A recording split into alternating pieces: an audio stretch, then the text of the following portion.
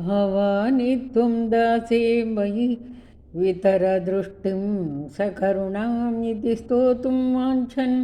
कथयति भवानी त्वमिति यः तदैव त्वं तस्मै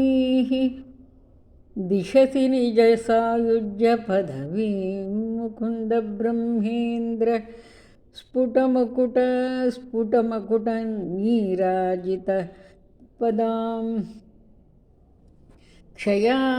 हृत्वा वामं वपुरपरितृप्तेन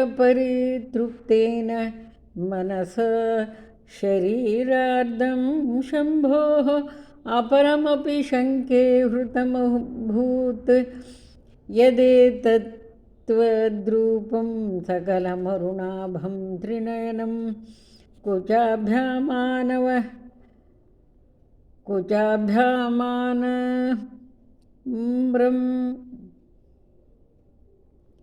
कुचाभ्यामानं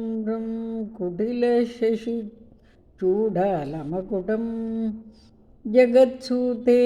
धाता हरिरवति रुद्रः क्षपयते तिरस्कुर्वन्नेतत्स्वमपि वपुरीशस्तिरयति सदा पूर्वः सर्वं तदिदमनुगृह्णाति च शिवः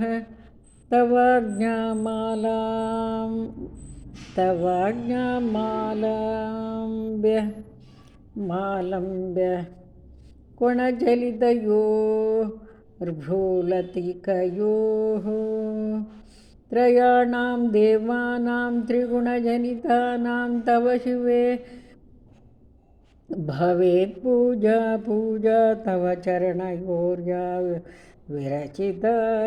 तथा हि त्वत्पादोद्वहनमणिपीठस्य निकटे स्थिता हे ते शश्वतमुकुलितकरो